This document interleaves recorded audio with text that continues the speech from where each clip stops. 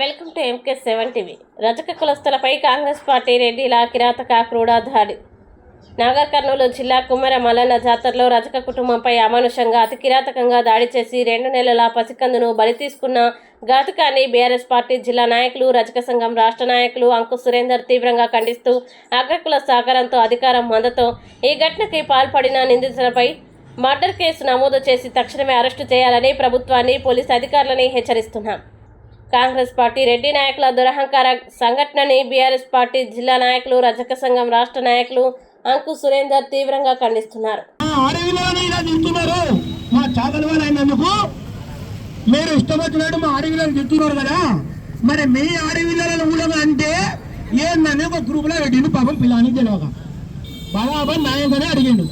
అడిగితే రెడ్డి కులస్తులు పిలిపించుకొని కొబ్బరికాయ గుళ్ళకు పిలిపించుకొని కొట్టే ఇంకో రూమ్ ఉంటే అలా పిలిపించుకొని అతనికి కొట్టిండు. ఫస్ట్ ఒక అతను కొట్టిండు, సతీష్ రెడ్డి అంటే కొట్టినాక మిగతా వాళ్ళందరూ పిలిపించుకొని 2 సార్లు 3 సార్లు కొడుతున్నాడు.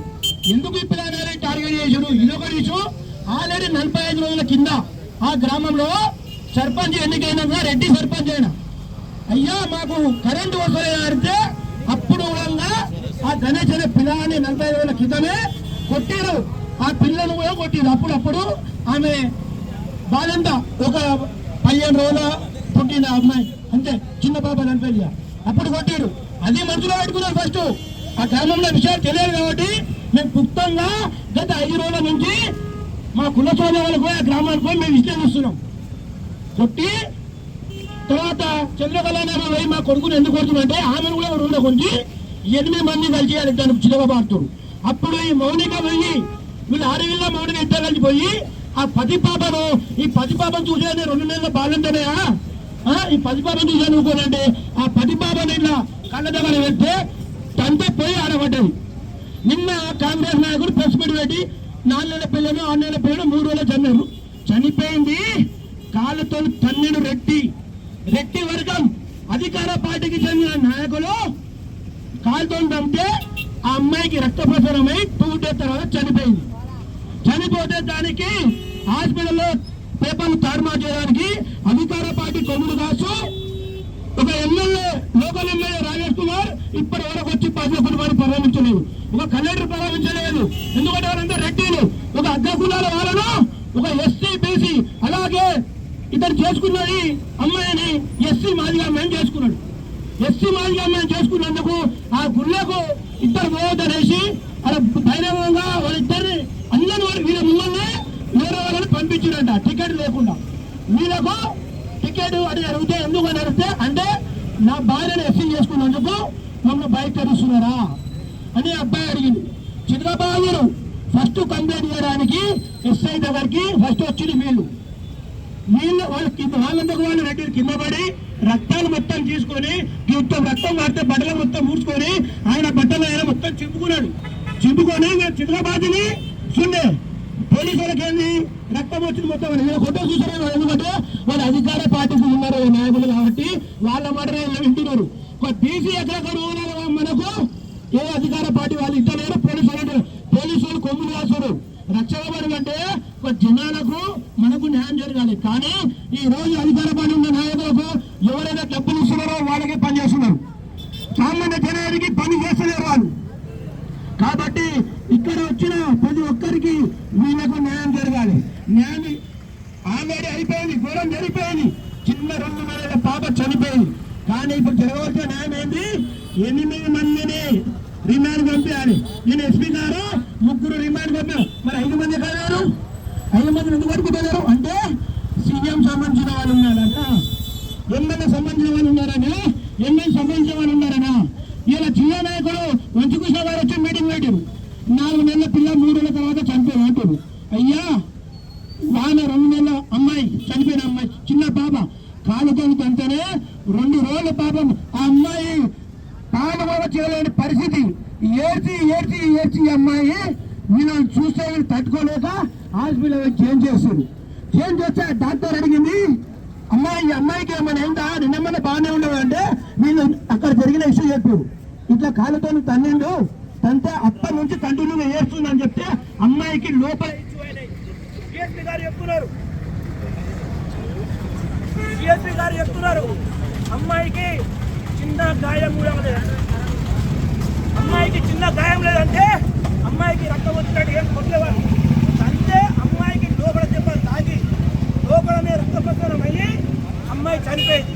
చనిపోయినప్పుడు వీళ్ళు ఏం వస్తా చెప్తున్నారు, అమ్మాయికి చిన్న దెబ్బ కూడా రాలేదు.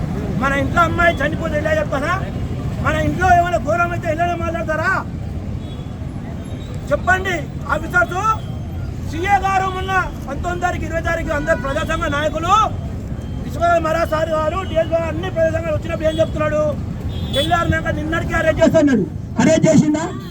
అరెస్ట్ చేయకుండా నాకు ఒక ప్రెస్ మీట్ రిలీజ్ చేసి మన ఇంట్లో కూడా ఒక అమ్మలు ఉంటారు, అక్కలు ఉంటారు, చెల్లెళ్ళు ఉంటారు.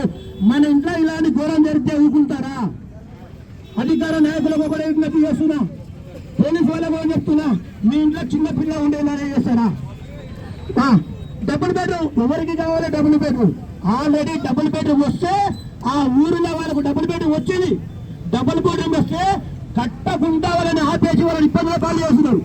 ఇంకా వంచుకుంటున్నారు అంటున్నారు. వాళ్ళకి డబుల్ బెడ్రూమ్, మీ డబుల్ బెడ్రూమ్ ఎవరు కావాలి? ఇక్కడ ప్రాణ నష్టం జరిగింది కదా, ఇక్కడ ప్రాణ నష్టం జరిగిన వాళ్ళకు తగిన న్యాయం ₹1 ఎక్స్ప్రెస్ ఇవ్వాలి. ఒకరికి గవర్నమెంట్ జాబ్, ప్రభుత్వంకి వెళ్ళే గవర్నమెంట్ జాబ్ కావాలి. మీ 5 లక్షల డబుల్ బెడ్ ఎవరు కావాలి? డబుల్ బెడ్ వస్తేనే కట్టనివ్వకుండా మీరు ఆపేసారు. ఆ అమ్మాయి బీస్మెంట్ చేసుకున్నారు. వాళ్ళు బీస్మెంట్ చేసుకున్నా ఆపేసి వాళ్ళని ఇబ్బందుల పాలు చేస్తున్నారు. ఎందుకంటే అనగారిన కులాలు కాబట్టి మీరు అలా చేస్తున్నారు. మీ వర్గ కులాలకు మీరు ఒక ఎస్సీ, ఒక బీసీ, ఒక మైనార్టీ ఓట్లు వేస్తేనే మీరు గెలిచిరు. అయ్యా మనోరాల్ సార్ గారు, మీరు మొన్న వాళ్ళకు సమాధానం చెప్పి పంపని చెప్తున్నారు. అయ్యా మేము బీసీ, ఎస్సీ, మైనార్టీ నాయకులు ఓట్లేస్తేనే మీరు గెలిచిరు. ఒక రెడ్డి, ఒక రావే ఓట్లేస్తే మీరు గెలవలేదు. మా ఓట్లేస్తేనే గెలిచారు కాబట్టి మీరు బాధిత కుటుంబాలకు వచ్చి పరామర్శించి తక్షణమే ఇప్పటికీ జరిగే విషయాలు 24 తారీఖు 18 తారీఖు అంటే 19 నాడు కంప్లీట్ ఇచ్చే కూడా 3 మాత్రమే అరేంజ్ చేశారు. ఇంకా 3 పరాలు ఉన్నారని నాగర ఎస్పీ గారు చెప్తున్నారు. మీరు అనుకుంటే ఇప్పుడున్న సోషల్ యుగంలో, ఇప్పుడున్న ఈ యుగంలో 5 నిమిషాలలో 10 నిమిషాల్లో పట్టుకోవచ్చు, 1 గంట ఏమన్నా పట్టుకోవచ్చు. ఇప్పుడున్న యుగంలో ఎలా పారిపోతున్నారు అని చెప్తున్నారు మీరు.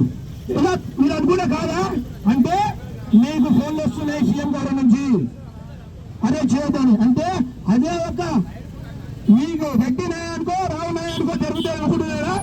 ఎన్నికలు చేసి మనం చిత్రపాత్తుంది. ఇప్పటి వరకు బీసీ నాయకుడు, ఎస్సీ నాయకుడు ఎక్కడ కంప్లైంట్ ఇచ్చినా ఈ రాష్ట్ర ప్రభుత్వం వచ్చినాక, ఈ కాంగ్రెస్ ప్రభుత్వం వచ్చినాక మొత్తం అన్యాయాలకు గురైపోయారు. బీసీ, ఎస్సీ, మైనార్టీ మాత్రమే. ఎక్కడ పోయినా ఇవే కులాలు. నా పైన కూడా కేంద్ర రెడ్డిలు. కానీ మేము తట్టుకుంటున్నాం. ఎందుకంటే మాట్లాడే తత్వం కూడా తట్టుకుంటున్నాము. ఎక్కడ పోయేది ఈయన సొంత జిల్లా, సీఎం సొంత జిల్లాలో కూడా మనకు అన్యాయమే జరుగుతుంది. సీఎం గారు అంటున్నారు నా జిల్లాకు మంచిగా పని చేసుకోవాలంటున్నారు. ఎవరికి న్యాయం జరుగుతుంది? ప్రజల పాలన అంటున్నావు. ప్రజలనే నేను ఓటేసి గెలిపించినందుకు ప్రజలనే నువ్వు కొడుతున్నావు.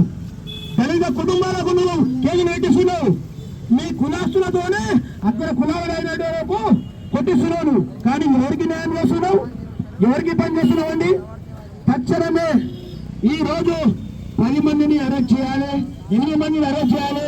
అలాగే తక్షణమే ₹1 ప్రభుత్వం ద్వారా రాష్ట్ర ప్రభుత్వం ఈ రోజు రాష్ట్ర ప్రభుత్వం వెంబడే ₹1 ఎక్స్ట్రా ఇచ్చి ఈ బాధిత కుటుంబానికి ఒక గవర్నమెంట్ జాబ్ ఇవ్వాలని మేము డిమాండ్ చేస్తున్నాం. అలాగే ఇక్కడ ఏర్పాటు చేసిన అందరి నాయకులు, బీసీ, ఎస్సీ, ఎస్టీ, జేసీ నాయకులకు, అలాగే సిపిఎంఐటి నాయకులకు, కేవీసీ నాయకులకు, బీసీ నాయకులకు, కుల సంఘాల నాయకులకు అందరి వచ్చినందుకు ధన్యవాదాలు తెలియజేస్తున్నా. అలాగే మన ఎజెండా ఒకటే అంటే మనకు బాధిత కుటుంబానికి, చంద్రగల కుటుంబానికి న్యాయం జరగాలి. మన ఎజెండా ఒకటే పెట్టుకోవాలి, బాధిత కుటుంబానికి న్యాయం జరగాలి. కానీ మన పార్టీల ఎజెండా కాదు. ఇక్కడ మన పార్టీల ఎజెండా కాదు. బాధిత కుటుంబానికి న్యాయం జరిగే వరకు మనం ఈ పోరాటాన్ని ఇలా కొనసాగించి వాళ్ళకు న్యాయం జరిగే వరకు మనం ఈ పోరాటాన్ని కొనసాగించాలని కోరుకుంటూ ధన్యవాదాలు తెలియజేస్తున్నాం.